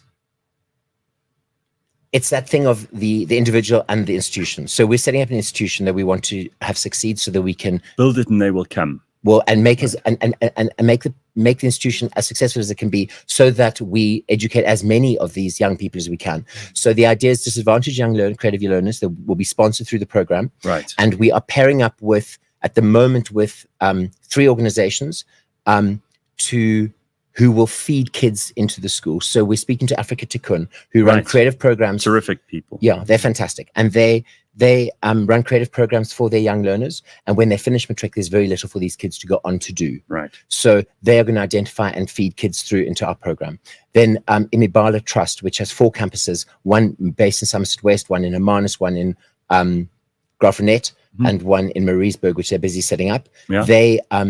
They run these incredible programs for really, really disadvantaged and street children as they're going through school. They've done over 87,000 school uniforms in the last 3 years, which is an incredible leveler. It's insane. And the little child walks into the shop and rings the bell and gets served. And sometimes it's their first pair of shoes, from sanitary pads for the young girls to pencil cases. And sort of, you remember those old scientific calculators that I could never use mine. Yes. They still use them in school, terrifyingly. And they can be sponsored as part of the school uniform. And they really just give such dignity to these people. And they're going to identify kids to come through the program. And then there's Melon Educate, which is an Irish charity that for many years, I mean, now Melon actually started the RDP housing program out of Nelson Mandela's office, having done something in Imizama Yetu in Hope Bay. Right. Then he went into education, and they have 14 schools in Cape Town that we are going to be introduced to their headmasters to identify creative kids to come into the craft school. So they're going to have finished high school, 18 to 21. We're going to have a residential aspect to it, which is a new thing. Like I said, everybody inspires something. So that kids from out of Cape Town can come and, be in like a Corsairs type of environment, and come to the school. And then we want to teach them regarding their attitude. So they're creative kids. They may be done art from a trick, or they've got a creative kind of aspect to them. We'll identify which crafts they have an affiliation to, teach them that craft. But we're also going to teach them sort of small business admin stuff. So that the stuff we were just talking about before you came in. So they understand why you must save and why you must plan and program. And so that'll run throughout the year. There will also be sort of, which was an idea by my cousin. My cousin Kenny he's in finance, and I was talking to him about this, because it's a free education. Right. How do you wipe out the culture of expectation? And he said, well, how about if you gave, so then this is the idea, is to give the kids, when they start, a balance in like what we're going to call a college currency. And they will spend that on their transport, and they will spend that at the materials library. Right. And so they'll see their balance go up and down, and then they will be credited if they do outstanding work or volunteer or help another student, and they will be debited if they're truant or late or disruptive. And then at the create end a little economy within the economy. Exactly. And that will then run concurrently with their business admin stuff. And then that will turn into real-time money at the end of every term, so that they've got something to spend during their holidays. You've thought about you've thought about so much of what will make this work. There's a lot we haven't thought about. But what kind of inspires you, and where did the idea to go into the business that you're in now, where did that come from when you were young? If you cast your mind back, how did it all start for you? in terms of this is what I want to do? Because people always have 1,000 dreams and 1,000 ambitions, and to actually distill that and figure out like this is the niche that I can do the best. I was that kid. I was going to go into politics, and I was going to be a journalist. I was going to write the great novel. I was going to, I studied for 6 years, and for me, the answer came walking through the doors of a school called Design Time in Cape Town. And wow, it's run by a woman who's going to be sitting on the board of the college called Yolande Mitten. She's the founder. She is one of the most inspiring women I've ever met. And she changed my life. Sure. I thought I wanted to be an architect. I had no idea what the realm of design really was. And in those days, we weren't that exposed. There was no internet. There was there was no Instagram. I mean, Instagram was like 15 years away, when I went there in 1997. And we drafted everything by hand. We didn't even draw on computer. And I walked into that school, and it was the most nurturing place, and it still is that I've ever. It changed my life. And if I can create something that is just a little bit as inspiring as what she does every single day and has done for the last 30 years, then the school can only but triumph, because she has inspired an entire generation of young designers. Brilliant. I love that. What a great story. So if we can do that for young people, it'll be amazing. I think this is terrific. And it will have pitfalls and triumphs, I'm sure. Yes. No, nothing smooth. And there's a lot we haven't thought about. I mean, we thought about it a lot, and we keep thinking about it a lot. And I have some wonderful people who've sort of landed on my shoulder, like guardian angels, who are going to be sitting on my board and helping me work. And it's incredible. So, we have an event tonight, which is hosted by a guy who was my best friend at pre-prep. We met at the age, he was 4 and I was 5. And as his wife would say, they just never stopped talking. And 6 months ago, he said, I want to help with this, And a great friend of mine from university has come on board to project manage and pull the whole thing together in Cape Town. And so I'm working with people who I've known for so long. Superb. And my uncle is our lawyer, and it's just this incredible kind of great. Yeah, and then there's some other wonderful people who've just been. I call him my angel. He's like just landed on my shoulder. He's amazing. I had a conversation with someone a while ago, and we were talking about whether or not you should work with friends or family. And I've had a complete 180-degree turn on this, because I used to think, oh no, don't, because if it goes wrong, you're going to have a terrible relationship or whatever. And the reality is, if it goes right, you can both, if it's 2 people, 3 people, 4 people, you can all triumph together, and you can change things together. You can make other people's lives better, and it multiplies. It seems exponentially valuable when you're doing it with people that you know and trust and care about. Well, the rewards are just incredible. There's the flip side of that. They don't take your shit. Yeah, that's also true. Yeah. Like Dawn calls me on it. Dawn goes, no. And Dawn will phone me, she says, Justin, you need to do this. I read between the lines. You need to do this today. Yeah. I'm like, oh, and she'll go, yes, today. And so that's amazing. But I come from my father and his brother were best friends and business partners for 40 years. See. And so my brother, I'd go to war behind my brother. Yeah. And so how did they say your surname in England? Van Breda. Van Breda. Yeah, it's terribly irritating. But I end up saying it when I phone a call center and I've got to get through to like British Telecom, and I'll go Van Breda, because it's just Van Breda doesn't really. No, they don't know how to say doesn't really do it. Yeah. I love it. Brian says, I listen from the UK every day, usually on Spotify, but today's my first day watching YouTube. Really cool to see the comments. How everyone and lots of comments here about you. And how great this idea is. Heritage skills, it's just unbelievable. So I think people are into it. I think this is amazing. There's been a groundswell of support from it, and I will tell you something that has been amazing.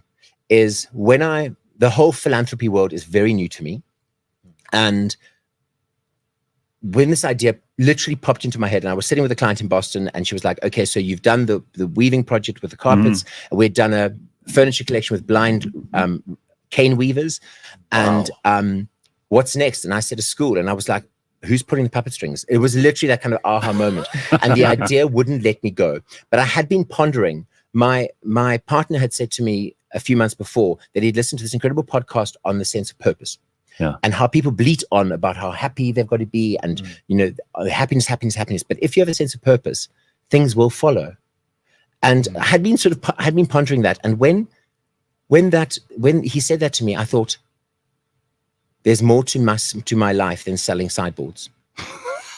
And I don't mean at all to underrate diminish my industry. And I love my work and I love working. Yeah. And it's kind of a crazy pace, particularly right now. But I did think there's more. And so I had really opened this gap in my head for something. And this idea popped in and it literally took hold. And my life has done a complete 180. A year ago, if I'd been sitting in this chair with you, I would never have said that I was considering partially living back in South Africa. And it's the sense of purpose has sort of taken over my life. And I don't have kids, and I don't have this incredible sense of like I've got to leave a legacy behind. Yeah. But I do feel that I can make a difference. And I love young people. In fact, I love people. I love people and I like working. So it's yeah, and South Africa. Do your bit. The thing about South Africa, and I lived out of South Africa, and I was back, because everything in my first shop came from South Africa, so I was backwards and forwards a lot, and I have been backwards and forwards a lot. In fact, trying to find it kind of like when I left date in my passports is kind of a nightmare.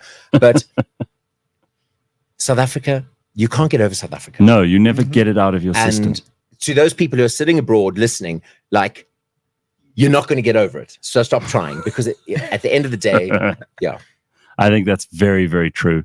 Everyone I've spoken to and some of them are hugely successful like you, and they've been overseas for a long time, but there's something in your blood if you're from here. Yes, certainly. Yeah. And you can bring something back. You can bring, and there's a lot of people you can bring something back. You can bring your knowledge back. The knowledge that I've gained over the last 25 years, the contacts, the exposure, is invaluable, and it's invaluable to what I'm going to be doing with the school. Absolutely. But I think it's wonderful. The school's going to be a special place, I think. All right, so we will obviously post a bunch of info in the description of the show. But if you want to find out more, we'll have all of that there for you. Justin, it's so nice to meet you again, and to see you this morning, Mash. Thanks for all those unbelievable stories from your life. Thank you, Gareth. It's been a busy morning. And enjoy the rest of your Wednesday. We are in October already, so there's plenty to do, people to see, places to go. We will see you on Friday morning, 6 o'clock, bright and early, right here.